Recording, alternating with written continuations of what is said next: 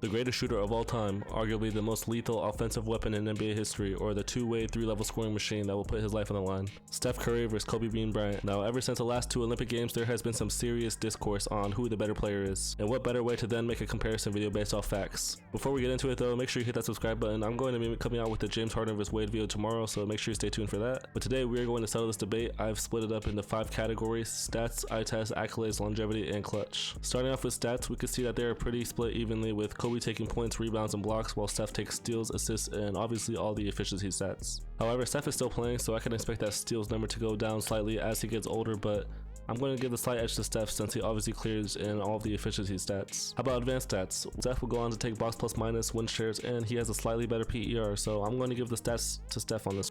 Next we have the eye test, and this is a category that I don't think can go either way like the last one. Kobe Bryant's combination of footwork, defensive presence, and tough shot making will always be taking over Steph, who, despite having some of the greatest handles of all time, does rely on heavy screening to get open and is unfortunately hunted on defense due to his lack of defensive pressure and his smaller frame. Additionally, they are both 3-level scorers, with Kobe being better from the mid-range and rim, while Steph is better from the 3-point line, but there's not a question on who the better defender is. Unless you believe that Steph can lock down guys like Iverson and Wade in the primes by picking them up by full court, then I think that defensive gap is way bigger than Steph's 3-point shooting gravity. This category goes to Kobe. Next we have accolades, and while Steph Curry is still playing, it would take a miracle for him to catch up to Kobe in accolades. Kobe has more championships, all-NBA first teams, more finals MVPs, more all-star, and an impressive 12 all-defensive teams to Steph's 0. Really the only thing that Steph has over Kobe is one more MVP, and if he manages to get one more championship, then one more finals MVP, which does seem to be out of the window at this point.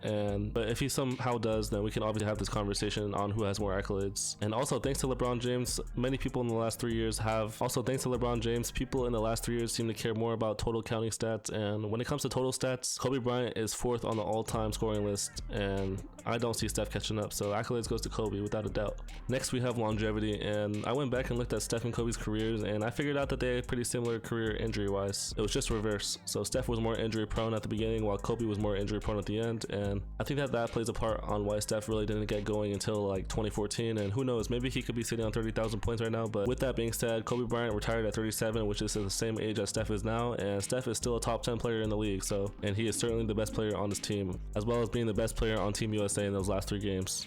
While Kobe at the same age was giving the Lakers the worst ever franchise record with only 15 wins, which partly had to do with the poor roster construction, but he was clearly a shell of himself and not the same after that gruesome injury in 2014. This one goes to Steph Curry easily, and with Steph's game not really needing athleticism, I could see him playing at a top 20 level, possibly until he's 40. The last category of this video is going to be clutch. Who is more clutch, the Black Mamba or the babyface assassin? Well, if you know basketball, you already know the answer without me saying, but I think it's better to just paint the picture. If you're a Steph fan, might as well click off this video. In the playoffs and finals where the lights are the brightest, Steph Curry has been trusted to take 14 shots when the Warriors were behind in order to take the lead. In those 14 shots, he hit 0 of them. That includes being 0 for 7 from 3, 0 for 2 in the finals, and an abysmal 4-9 record.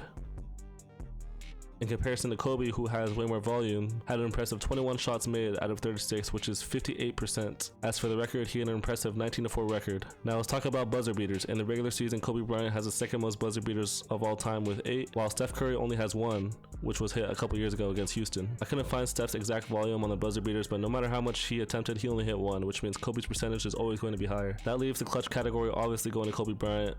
Now that you have who is better on a basic and advanced criteria, I still think it's disrespectful to put Steph and Kobe conversations. At the end of the day, it's just basketball. You guys are okay to form your own opinions, but these are the facts, and that is going to be the end of the video. Let me know what you guys think in the comments, and let me know if you're on the fence if this video changed your mind. Peace out.